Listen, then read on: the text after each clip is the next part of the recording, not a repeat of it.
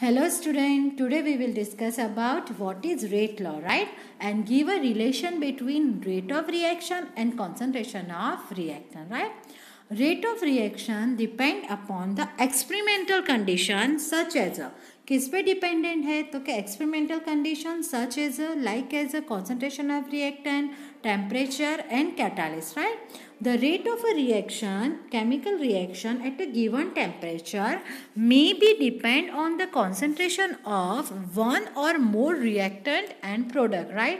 मतलब कि कोई भी जो रिएक्शन है उसमें more than one reactant present है तो उसके भी concentration पे वो डिपेंड करता है, right? The representation of rate of a reaction in a terms of concentration of the reactant is, मतलब कि जो rate of reaction है उसे हम लोग concentration के term में जब express करते हैं, right, represent करते हैं तो उसे हम लोग क्या बोलते हैं, rate law. And rate law is also known as a rate equation or a rate expression, right?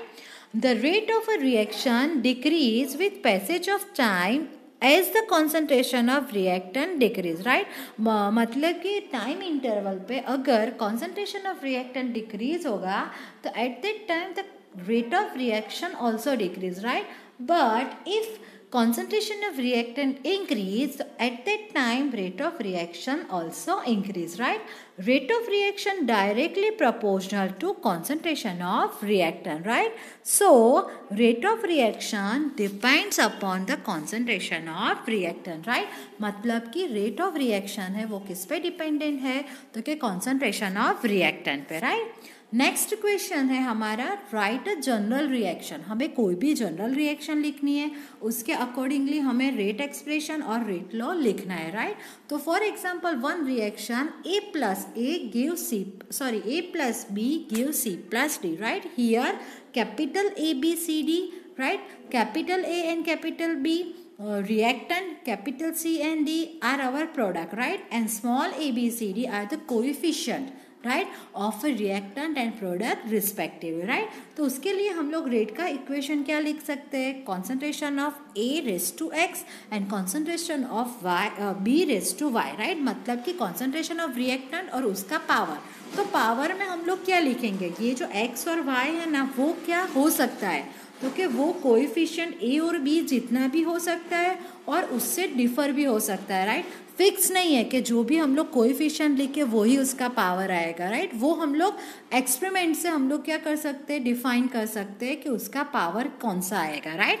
Where exponent x plus y may और may not be equal, right? वो कोएफिशिएंट से इक्वल हो भी सकते हैं और नहीं भी हो सकते, राइट? मतलब कि मे और may not be equal to the stoichiometric coefficient of the reactant, right? Above equation 2 can also be written as rate is equal to, ये proportionality constant है उसकी जगह पे हम लोग rate constant K लिखेंगे. Rate is equal to K concentration of A raised to X concentration of B raised to Y.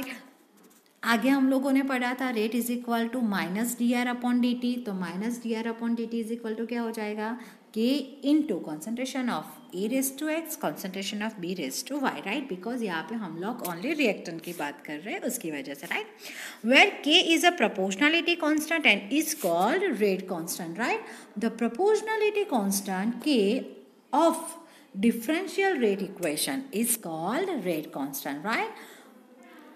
Rate law is the expression in which reaction rate is given in a term of a molar concentration of reactant, right? And with each term rise to some power which may or may not be same, मतलब कि उसकी जो stoichiometric coefficient है वो same हो भी सकता है और सेम नहीं भी हो सकता है, राइट? अब लेकिन हमें वो इक्वेशन उससे पहले क्या करना पड़ेगा, बैलेंस करना पड़ेगा, राइट? अगर हम लोग बैलेंस करेंगे तो उसकी स्टोइकोमेट्री चेंज होगी, राइट?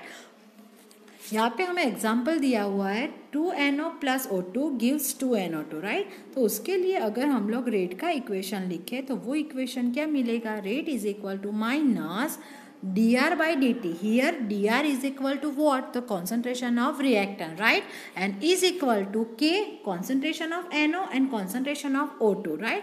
यहाँ पे NO2 लिखा है लेकिन NO2 नहीं आएगा, क्या आएगा, concentration of NO raised to 2 और concentration of O2 raise to 1, right. लेकिन यहाँ पे देखो इसका पावर और ये कोएफिशिएंट दोनों क्या है, सेम है, राइट। लेकिन सब इक्वेशन में ऐसा नहीं भी हो सकता है, राइट। ऐसा जरूरी नहीं है कि कोएफिशिएंट और पावर दोनों सेम है, राइट। उसके लिए हम लोग आगे एक एग्जांपल लेते हैं। यहाँ पे आपको क्या बोला है कि by giving a 3 example explain that exponents of the exponent of the concentration term are same or not, right, as their stoichiometric coefficient। मतलब कि उसका जो एक्सपोनेंट है वो उसके कोएफिशिएंट से सेम है भी और नहीं भी, उसे हम लोगों को 3 एग्जाम्पल से एक्सप्लेन करना है। तो फर्स्ट एग्जाम्पल NO वाला जो हमने आगे किया उसमें क्या आएगा, जो भी उसके स्टोइकियोमेट्रिक कोएफिशिएंट है वही उसका क्या है, एक्सपोनेंट है, right. Second example CHCl3 plus Cl2, तो उसमें से क्या फॉर्म होगा, CCl4 प्लस HCl, राइट। तो in this equation CHCl3 plus Cl2 both are our reactant, तो rate is equal to minus dR/dt is equal to K concentration of CHCl3 raise to 1 and concentration of Cl2 raise to half. यहाँ पे Cl2 1 है, right, उसका coefficient 1 है, लेकिन यहाँ पे उसका एक्सपोनेंट क्या हो जाएगा, हाफ हो जाएगा, राइट। थर्ड एग्जाम्पल यहाँ पे दिया हुआ है CH3COO C2H5 plus H2O, right. Give CH3COOH and C2H5OH, right. तो उसके लिए जब हम लोग रेट का इक्वेशन लिखेंगे तो वो रेट का इक्वेशन हमें क्या मिलेगा, minus dR/dt is equal to K concentration of CH3COO C2H5 concentration of H2O raise to 0। Raise to 0 मतलब किसी का भी एक्सपोनेंट 0 है तो आंसर 1 मिल जाएगा, मतलब कि H2O का कॉन्सेंट्रेशन हमें ये इक्वेशन में नहीं लिखना है, राइट। लेकिन यहाँ पे उसका कॉन्सेंट्रेशन कितना था, 1, मतलब कि लेकिन उसका एक्सपोनेंट क्या है, 0, मतलब कि दोनों सेम है नहीं, राइट।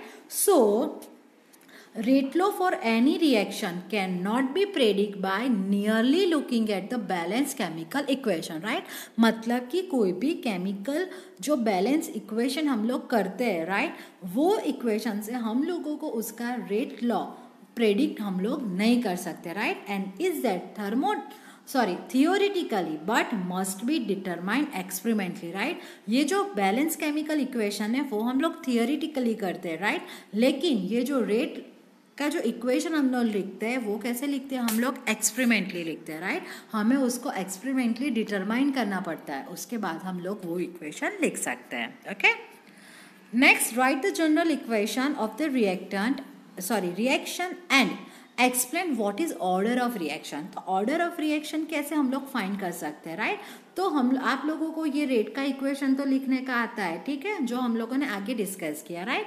तो here x is equal to what and y is equal to what, तो x represent the order with respect to the reactant A, right. मतलब कि वो जो x है वो क्या रिप्रेजेंट करता है, तो क्या ऑर्डर रिप्रेजेंट करता है रिस्पेक्ट टू A, राइट। और ये जो y है, y क्या रिप्रेजेंट करता है, तो क्या y represent the order with respect to reactant B, right. तो A के लिए ऑर्डर क्या है x, B के लिए ऑर्डर क्या है y, तो दोनों को अगर हम ऐड करें तो x plus y is equal to क्या हो जाएगा, overall order of reaction, right. मतलब कि जब हमें टोटल रिएक्शन का ऑर्डर ऑफ रिएक्शन फाइंड करना है तो उसे हमें क्या करना पड़ेगा उस टाइम पे, तो कि जो भी रिएक्टेंट है वो सब रिएक्टेंट के एक्सपोनेंट का हमें एडिशन करना पड़ेगा, तो हमें क्या मिलेगा, order of reaction, right. And order of reaction can be 0, 1, 2 and even a fraction, right. मतलब कि 0.5 भी हो सकता है, 0 भी हो सकता है, 1.5 भी हो सकता है, राइट, कुछ भी हो सकता है, right. And this value are always determined by experimentally, हम लोग उसे एक्सपेरिमेंटली ही डिटरमाइन कर सकते हैं, right. Next, right about elementary and complex reaction, right.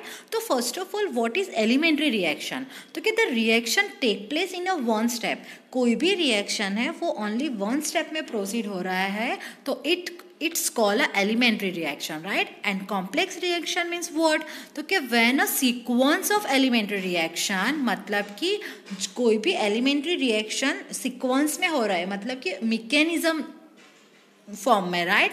तो गिव अस द प्रोडक्ट, तो the reaction are called a complex reaction, मतलब कि reaction take place in a more than one step, right. कोई भी reaction है उसमें one से ज़्यादा स्टेप है, मतलब कि हम लोग क्या बोलते हैं उसको, मैकेनिज्म बोलते हैं, राइट। तो वो रिएक्शन को हम लोग बोलते हैं complex reaction, right. The complex reaction involving more than 3 molecules in their stoichiometric equation, right, and must take place in a more than one step. वो उसमें जो स्टोइक्योमेट्री ऑफ रिएक्टेंट है वो 3 से ज़्यादा है और वो वन स्टेप में नहीं कंप्लीट होती है, राइट। मोर देन वन स्टेप में वो रिएक्शन प्रोसीड होती है, right. For complex reaction the order is given by a slowest step, right. मतलब कि जो ऑर्डर ऑफ रिएक्शन है वो कौन डिसाइड करता है, तो कि वो मैकेनिज्म जो स्टेप बाय स्टेप हो रहा है, राइट, उसमें जो भी स्टेप है उसका रेट स्लो है, राइट। तो जो स्लोएस्ट स्टेप है, राइट, वो क्या डिसाइड करेगा, order of reaction, right. And इसका एग्जाम्पल है the oxidation of ethane to CO2 and H2O pass through a series of a intermediate step in which alcohol, aldehyde and acid are form, right. मतलब कि वो intermediate form कर रही है और मोर than one step में वो रिएक्शन कंप्लीट होगी और उसमें अल्कोहल, एल्डिहाइड और एसिड फॉर्म होगा, right. Reverse reaction and a side reaction, for example nitration of phenols yield orthonitrophenol and a paranitrophenol, right. मतलब कि कोई रिएक्शन रिवर्स रिएक्शन है या तो जिसमें हमें बाय प्रोडक्ट मिलती है, राइट, वो सब रिएक्शन कैसे है, तो कि कॉम्प्लेक्स रिएक्शन है, okay. Next, right general reaction and derive the unit of rate.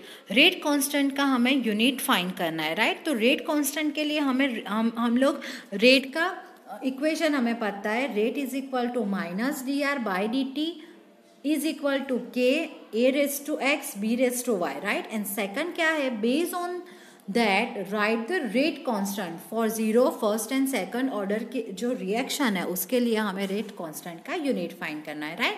तो रेट कांस्टेंट मीन्स व्हाट, तो कि ये जो k है, k इज इक्वल टू क्या होगा, रेट कांस्टेंट, राइट। तो हमें रेट कांस्टेंट का यूनिट फाइंड करना है, तो k इज इक्वल टू क्या हो जाएगा, rate divided by concentration of a⁻x and concentration of b⁻y, right. Here a and b both are concentration, तो हम लोग ऐसा लिख सकते हैं, both are concentration of reactant, right. तो हम लोग उसकी जगह पे r लिख सकते हैं और दोनों का जो पावर है उसे हम लोग ऐड कर देंगे, मतलब कि x + y, राइट। मतलब कि जो न्यूमरेटर पार्ट है उसमें क्या आएगा, रेट, और डिनोमिनेटर पार्ट में क्या चला जाएगा, तो कि reactant raise to x + y। तो x + y की जगह पे हम लोग एज्यूम कर लेते हैं n, राइट। इफ ये दोनों का एडिशन 0 है तो 0 ऑर्डर रिएक्शन, दोनों का एडिशन 1 है तो फर्स्ट ऑर्डर रिएक्शन, 2 है तो second order reaction, third order reaction, right. अब हम लोग उसका यूनिट डिराइव करेंगे, राइट।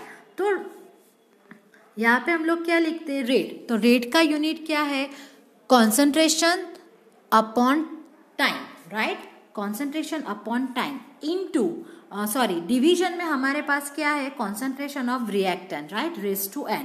तो रिएक्टेंट का हम लोग कॉन्सेंट्रेशन ले रहे हैं, मतलब कि 1 अपॉन कॉन्सेंट्रेशन, राइट। अब कॉन्सेंट्रेशन है यहाँ पे भी और यहाँ पे भी कॉन्सेंट्रेशन है, राइट। कॉन्सेंट्रेशन का यूनिट क्या है, mole litre inverse. Denominator part में टाइम है, उसका यूनिट क्या लेना है, सेकंड। तो हम लोग यहाँ पे सेकंड इनवर्स लेंगे, डिवाइडेड बाय कॉन्सेंट्रेशन। तो कॉन्सेंट्रेशन का यूनिट क्या है, mole litre inverse.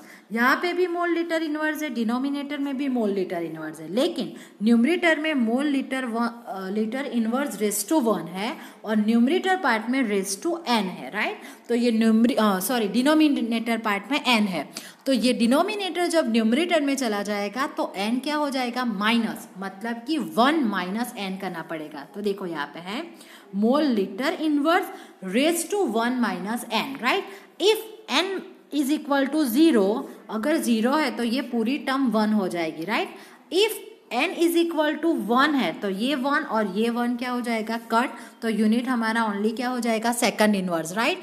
If n is equal to 1 therefore first order reaction, और फर्स्ट ऑर्डर रिएक्शन में ये दोनों टर्म कट हो जाएंगे तो ओनली यूनिट क्या बचेगा, s - 1, राइट। आपको क्या करना है, कि n की डिफरेंट डिफरेंट वैल्यू लेनी है। 0 ऑर्डर के लिए n is equal to 0, first order के लिए n is equal to 1, second order के लिए n is equal to 2, right. और वो वैल्यू लेके आपको क्या फाइंड करना है, यूनिट ऑफ के, राइट। तो simple, mole litre inverse raise to 1 second inverse divided by, हम लोग n इज इक्वल टू 3 ले तो mole litre inverse raise to 3, तो ये 3 है, ऊपर चला जाएगा तो -3, तो 1 -3 मतलब कि -2, तो देखो है यहाँ पे मोल litre inverse -2 and second inverse, right.